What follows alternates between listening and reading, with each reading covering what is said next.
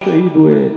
آج وہ فلسفہ پوری دنیا پر حاوی ہے. وہ فلسفہ عزت ہے. تو کربلا ہمیں عزیز بناتی ہے. کربلا جوانوں کو عزت مند بناتی ہے, سکھاتی ہے اپنی سیلف ریسپیکٹ پر. جوان کبھی کمپرومائز نہ کرنا. صلوات پڑھیں محمد و آل محمد پر.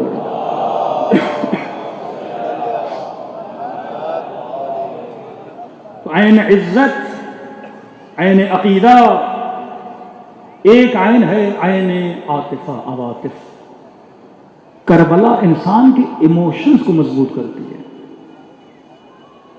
امام خمینی جیسے بہت بڑے عالم, جب ان کے بیٹے سید مصطفیٰ کو زہر دے کر شہید کیا گیا تو علماء فرماتے ہیں خمینی صاحب کی آنکھ میں ایک قطرہ بھی نہیں تھا آنسو کا. تو ارد گرد جتنے دوست تھے, بوڑھے آدمی, بزرگ آدمی, مور دین 88 ایئر ایج, لخت جگر, جوان بیٹا, پسندیدہ بیٹا, عالم بیٹا, اشتہاد پر پہنچنے والا بیٹا, شہید کر دیا. پھر ایک آنسو نہیں بہا رہے تھے. تو ایک ایران کا مدعا تھا امام حسین کے مسائل پڑھنے والا, ذاکر امام حسین. تو اس نے کچھ علماء کو جمع کیا کہ چلیں آغا خمینی کے پاس, کیونکہ انسان کا من اگر ایموشنز کی وجہ سے بھاری ہو جاتا ہے تو اس کو نقصان بھی ہو سکتا ہے. کب بوڑھے ہیں کہ ان کے دل پہ اثر نہ ہو جائے, رو ہی نہیں رہے. رونا صحت کے لیے اچھا ہے. تو کہہ رہا ہوں کہ محفل میں بیٹھے چند علماء بیٹھے تو انہوں نے خمینی صاحب سے عرض کی کہ اگر آپ اجازت دیں میں تھوڑے مصائب کے جملے پڑھوں. انہوں نے کہا مصائب سے کون روک سکتا ہے. ذاکر امام حسین کہتے ہیں ان علماء کے حضور میں, خمینی صاحب کے حضور میں نے امام حسین کے مصائب پڑھے اور میں نے مصیبت جناب حضرت علی اکبر پڑھنا شروع کی. کہ اتنے میں دیکھا خمینی صاحب کے دونوں کاندھے کانپنے لگے اور ہل ہل کے رونے لگے. وابن شبیب, اے شبیب کے بیٹے, جب بھی رونا چاہو تو میرے حسین کے غم میں رویا کرو. مجلس ابا عبداللہ میں آنے کے بعد انسان کا من ہلکا ہو جاتا ہے. لوگ من کو ہلکا کرنے کے لیے فضول کامیڈیز جا کے سنتے ہیں, گھنٹوں گھنٹوں ہنستے ہیں. وَضْحَكُوا قَلِيلًا وَابْكُوا كَثِيرًا, کم ہنسا کرو, زیادہ رویا کرو. زیادہ ہنسنا قساوت قلب کا باعث ہے. جتنا سکون انسان کو رونے سے ملتا ہے, کون سا رونا, ابا عبداللہ حسین پہ رونا. اس گریے سے انسان کا من کیا ہو جاتا ہے, ہلکا ہو جاتا ہے. آج ایک شہید کا باپ اپنے وجود کو تسکین دیتا ہے کربلا پہ رو کے کہ میرا بیٹا مارا گیا تو کیا ہوا, حسین کا اکبر بھی تو مارا گیا تھا, میرا بھائی مارا گیا تو کیا ہوا, کربلا میں عباس جیسا بھائی شہید کر دیا گیا, میری بیٹی کے ساتھ ظلم ہوا تو کیا ہوا, کربلا میں 4 سالہ سکینہ بھی تھی جسے تماچے مارے گئے. تو کربلا میرے عزیز نسلوں کو بنانے کا نام ہے. ان مجالس کا اثر جانیے, سماج سازی. کربلا مجلس سب سے بڑی عبرت یہ ہے کہ آپ کسی بھی اپنے مسلمان بھائی سے پوچھیں بھائی آپ ان مجلسوں سے, شہادت امام حسین سے, جلوس سے آپ کے لیے کیا عبرت ہے؟ کہ ایک معاشرہ لا الہ الا اللہ محمد رسول اللہ پڑھنے والا, اس معاشرے میں فرزند رسول, نواس رسول, دن میں 5 مرتبہ نماز پڑھتے ہو اور اذان و اقامہ میں 10 مرتبہ بلکہ اس سے زیادہ رسول کا نام لیتے, اس کا نواسہ حسین ابن علی سید شباب اہل جنہ. ایک سوسائٹی, ایک سماج, ایک معاشرے میں کھڑے ہو کے آواز دے رہے ہیں حل من ناصر ینصرنا, 100 پیپل, 100 لوگ مدد کے لیے آتے ہیں, ہاف آف دیم اس کی فیملی سے ہیں. دوسرا ہے یزید, 30,000 عدد اس سے بھی زیادہ, 30,000 لوگ یزید کے لشکر میں, امام حسین کے لشکر میں 100 لوگ. اب عبرت کی بات ہے کہ نہیں کہ میں 5 منٹ کے لیے سوچوں اس معاشرے کو کیا ہوا کہ 30,000 یزید کے پاس تو چلے گئے, 100 امام حسین کے پاس. آج تانا مارا جاتا ہے نا اکثریت, اکثریت, اکثریت کس کے ساتھ کھڑی ہے؟ استعمار کے ساتھ. آج بھی حق اکیلا ہے کہ نہیں؟ اکیلا ہے, لیکن ایسے ڈٹ کے لڑ رہا ہے کہ جیسے مجھے تمہاری ضرورت ہی نہیں ہے. یہ ڈٹنا حسینیت ہے. اصولوں پہ نو کمپرومائز, عقیدے پہ نو کمپرومائز.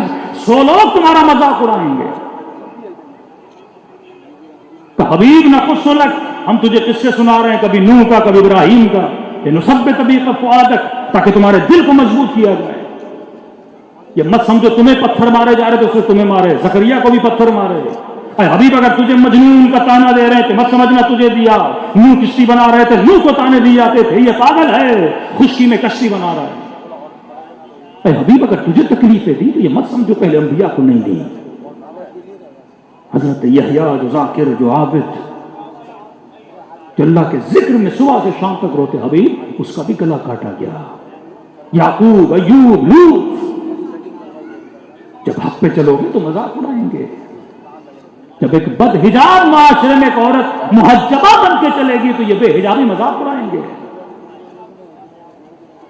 جب ایک غیرت میں کم معاشرے میں غیرت مند جوان جب چلے گا تو یہ سارے اس کا مذاق اڑائیں گے۔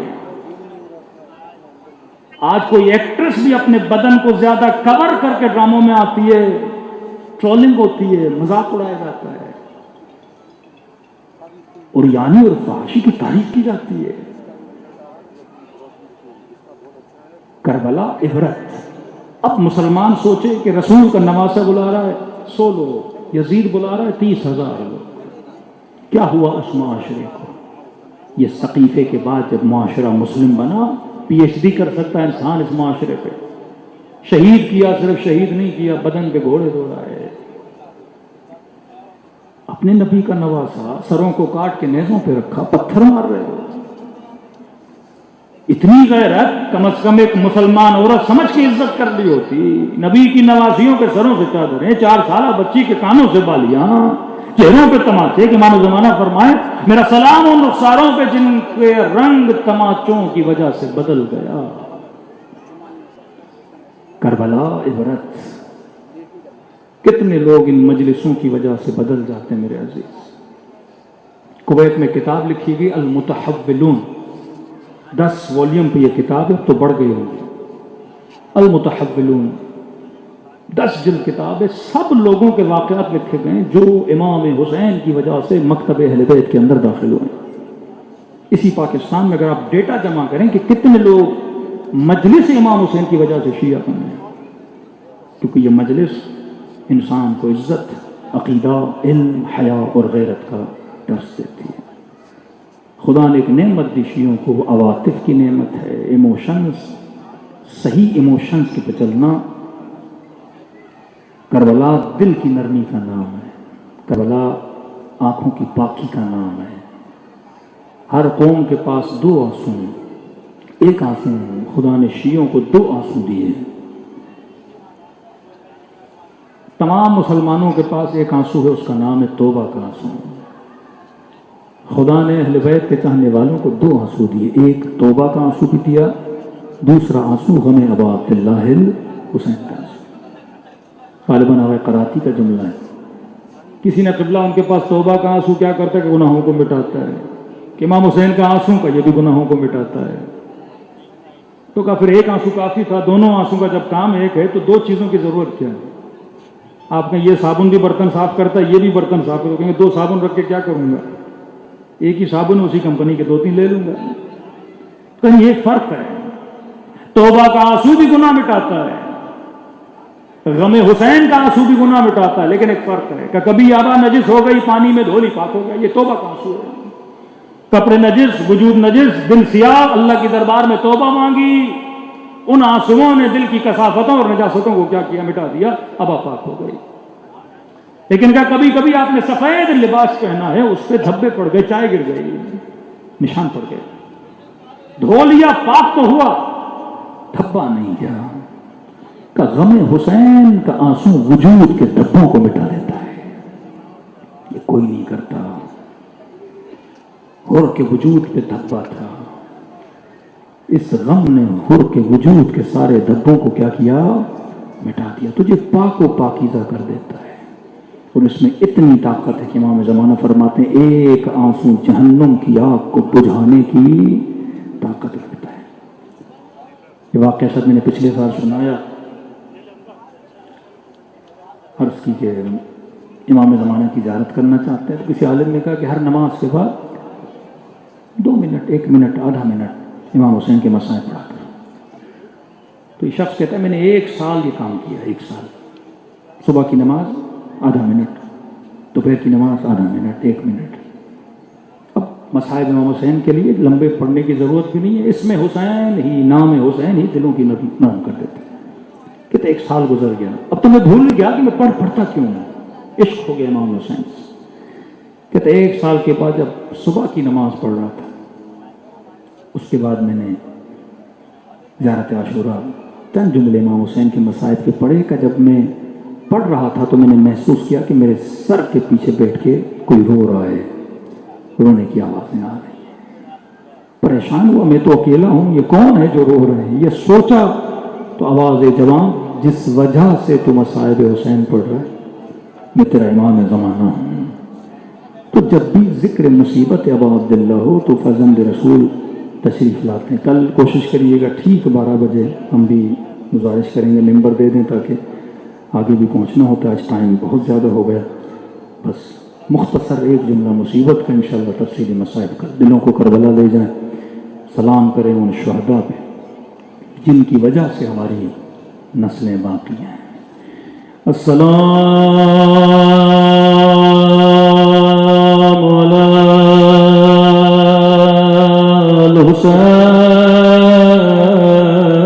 الحسین وعلی علی ابن الحسین وعلی اولاد وعلی اصحاب، سب مل کے سلام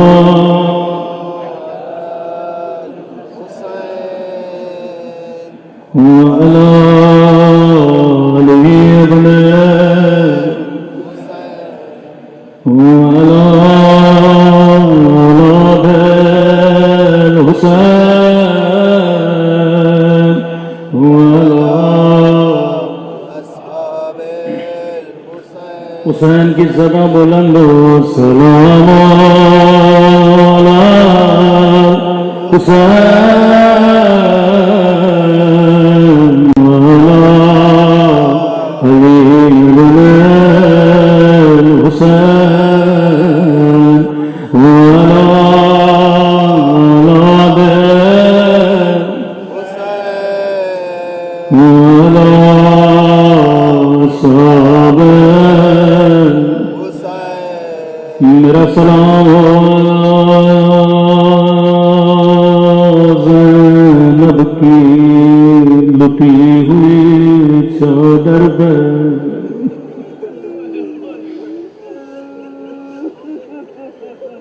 میرا سلام ہو بچپن میں جھکی ہوئی کمر پر، میں نے نام نہیں لیا، نام نہیں لیا، قدیمی مومن سمجھ گئے، میرا سلام ہو بچپن میں جھکی ہوئی کمر پر، میرا سلام سننی سی گردن پر، جیسے رسیاں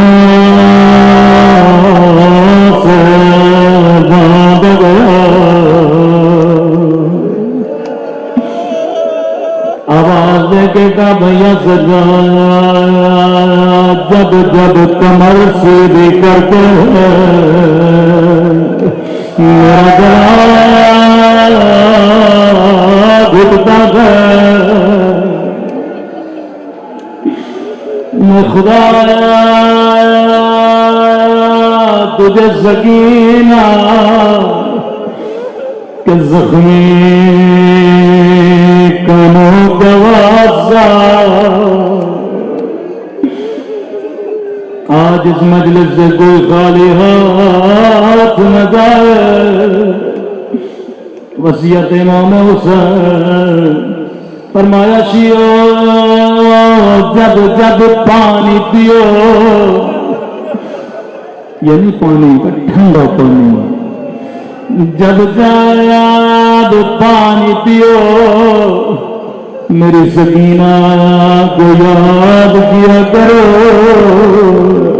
ایک گھوٹ کے لیے میری بچی کو تماچے مرے گا۔ مختصر روایت پر بڑی سخت روایت، کہ اسیروں کا قافلہ شام کا شہر ہلاک، راوی کہتا 40 گھوڑے سوار آ گئے، آگے گھوڑوں پہ سوار، پیچھے پیچھے پیدل پیدل قیدی بیبیاں، ہاتھوں میں رسیاں، مولا سجاد کی گردن میں تو کشمر لائی نے قافلہ روکا، امام زین العابدین کو خشک درخت کے نیچے بٹھایا، گودی میں ننھی سی سکینہ، سپاہی تھکے ہوئے تھے، سمر لائی نے پانی کا مشک بھرا، اپنے سپاہیوں کو پانی پلانے لگا، خدا کسی پیاسے کو پانی نہ دکھائے، بچی کی نگاہ پانی پہ پڑ گئے، ایک نگاہ امام سجاد کو دیکھا، بھیا اجازت ہے تھوڑا پانی مانگو، مجھے بڑی پیاس لگی ہے، سکینہ یہ بڑا لہین ہے پانی نہیں دے گا، لیکن جا قیامت کے دن یہ نہ کہے بچی نے مانگا نہیں تھا، عزت تمام کرو، تصور کر کے رونا، 4 سالہ بچی ہے، کرتا آدھا جلا ہوا ہے، کاموں بھی زخمی ہے، ننھے قدم اٹھائے، بابا کے پاتے کے قریب گئے، کہنے لگی شیر تھوڑا پانی دے دے، مجھے بڑی پیاس لگی ہے، مجھے خدا کی قسم ہے اگر کہتا سکینہ پانی نہیں دوں گا یہ بچی دوبارہ پانی نہیں مانگتے، لیکن میں انہیں کوئی جواب نہیں دیا، راوی کہتا یہ سپاہیوں کو پانی پلا کر بچی اس کے پیچھے پیچھے شاید اس جواب پانی دے گا۔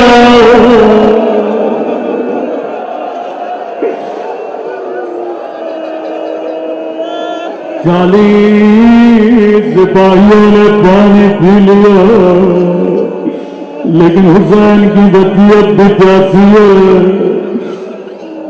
راوی کہتا ننھی سی بچی کتنا چلتی، چل چل کے تھک گئے، ایک مرتبہ زمین کو دیکھی، کہنے لگی شمر سب کو پلا دو، جب تھوڑا پانی بچ جائے مجھے بھی دے دینا، کہتا لائی نے پھر بھی کوئی جواب نہیں دیا، جب سپاہیوں نے پانی پی لیا، لائی نے گھوڑوں کو پانی پلانا شروع کیا،